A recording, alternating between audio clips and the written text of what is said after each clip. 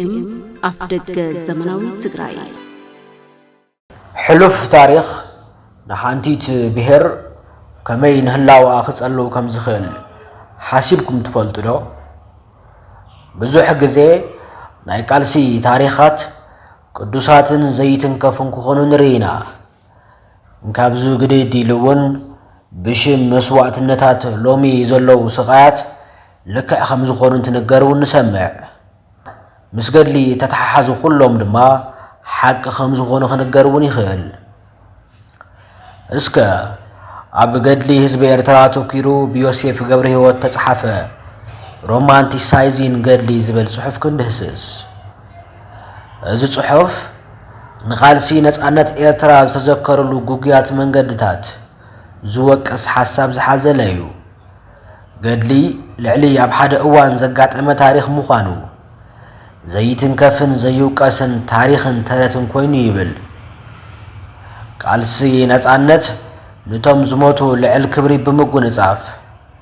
نتوم هلوات ግን አብስነ ልቦና መስዋዕትነት የምብሮም አሎ ወለዶታት نتوم ተሰው እንበር ንዋዕሎም ክብሉ አይነውሩን ዘለው እዚ ታሪኽ ድማ ንታ ዓዲ ኣብ ዘይዛሪ እንክሊልን ቀያዳ ተሐሳስባናትዩ አይርከብ ገድሊ ኤርትራ ከም ሓደ ፍጹም ጀግንነታዊ ንጹህን ሓድነታውን ይዝራይ እንተኾነ ግን እዚ ናይ በሐቅ ድዩ ዮሴፍ ዙ ደስ በሐል ተረት አውሽጡ ብዙሓት ዘይተነግሩ ሐቅታት አለው ወይ ሊአምን ዮሴፍ ንዙ ኹነት ገነታዊ ኢሉ ዝገልጾ እንትኸውን ንቶም ሓደገኛታት ባህሪያቱውን ምዚ አታሒዝ ይገልጾም እዩ እዚ ገነታዊ ወይ ድማ ሓሳባዊ ሓሳብ ድማ ንቶም ዝኣምኑን ዝትርኽዎን ሰባት የጥፈኦም አሎ ይብል ወለዶታት ኣብ ግዜ ገድሊ ኤርትራ ጥራሕን ከይኮነ بدحريون أما عليا زي بلاتهم هجراوي أقل كلوتات هيوتهم كم سانو خاء يراته أتي نمسوات النت زمن لخصنا البنا نبزحات بليعيو ولدي إرترا نتعنت زيهم قدلي دقهم هيوم يوم يبل يوسف سلامن تايقن مسوات النت زيتن كف حساب كوينو مغنياتو يبل يوسف نتي حفت زي بلو تبهيلو حساب تاريخ موقاس نتا عدي ويدما نتا بهر كم مخار سلازو صري يبل يقداس سبات نتي تاريخ غزوات يممو نقداماوያን حيلታት እንበር እንቶም መራሕቶም ክወቅሶ ይስምዑን ይብል ዮሴፍ ኣብ ጽሑፉ ነቲ ታሪኽ እንተወቂስካ ግን ኤርትራዊነትካ ክጥርጠር ይኽእል እዩ እዚ ጥራሕ ኣይኮነን ገሊኦም ንሓደ ዕላማ ብዙሓት ህይወቶም ስለ ዝሓለፉሉ ጥራሕ ህይወቶም ክግብሩ ድልዋት እዮም እንተ ሓሰብካዮ ግን كل جزء حدا علامة بزح سل زموت الدراح فتحاو خوني خلدو يوسف أبي إرترا تبغى سعتها زدقة قبل زلون كابتو قيادة عنكلي زي توص علون مخنياتي بل نتهم كندي ودكتات تقدلي زلاتهم سنة لبونا بزي مهلاوي بزوحات نتي حقي هدمو ويوم بزوحات نتي إرترا سانتو نجر وقا بزي مهاب أبناي ترخات فيش تاتات يوم زوعلو እንካብ ኤርትራ ወጻ ዝነብሩ ዲያስፖራ ኤርትራውያን ውን ወላኳ ነተቃልሲ በገንዘቦም አቢሎም ይርግፉ እንተነበሩ ነቶም ኣብ ቃልሲ ዝተፈጥሩ ጉጉያ ተረኻትን እቶም ተረኻት ዝፈጠሩዎም ሳዕቤናትን ንምግጣም ግና ተባዓት አይነበሮምን ይብል ዮሴፍ እንትቅጽል እቶም ብጀብሃን ሻዕቢያን ተጸውዑ ናይ ነጻነት ገድልታት እንተኾኑውን ንገዛ ርእስቶም እንቅስቃሳት ዘቀጽሉ እንበር ነቲ ህዝቢ ነጻነ ምውጻእ ዝቃለሶ ይነበሩን ይብል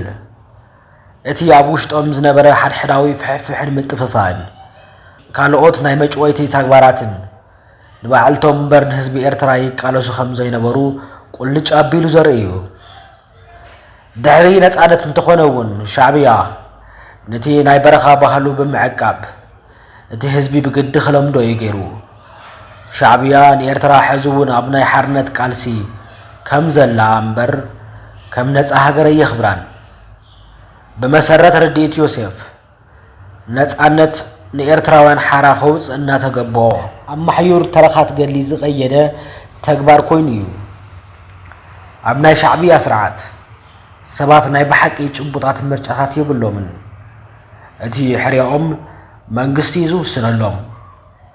ሰባት ክንመርጽ አይንደልም እንታይ ኢሎም እኳ ዘይምምራጽ አይኽእሉን ኣብ ኤርትራ ሕርያ ናይ መንግስቲ እምበር ናይ ውልቀ ሰባት ክኸውን አይኽእልን እዩ ኣብታ ዓዲ ዓብዪ ናይ ፍርሒ ባህሊ እውን ተወሊዱ እዩ ምዝራብ ምውቃስ ምእሳርን ምስቃይን ዘስዕብን ክኸውን ይኽእል ጽሑፍ ዮሴፍ ከመይና ንሪኦ እዚ ጽሑፍ ብዛዕባ ኤርትራ ጥራሕ ኣይኮነን ስርዓታት ከመይን ሓቅታት ነጺጎም ዘይትንከፉ ተረኻት ይፈጥሩ ዝብል ጭብጢ ዘለዎ እምበር እዚ ጽሑፍ ቃልስታት ከመይ ጨካናት ከም ዘዋልዱ እዩ ዝርኢ እዚ ጽሑፍ ጉግያት ረዲታት በላዕቲ ነፍሲ ምዃኖም እዩ ዝገልጽ እዚ ታሪኽ ብድፍረት ናይ ምግንጻል ድፍረት እዩ ዝውንዝፍ ንሕናኸ ታሪኻትና ንምድህሳስ ክንደየናይ ድልዋት ኢና እቶም ዘይንክኡ ዝመስሉና ታሪኻት ክንነኽኦም ከ ድልዋት ዲና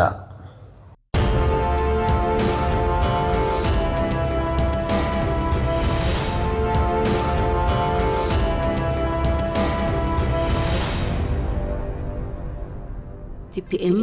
ኣፍደገ ዘመናዊ ትግራይ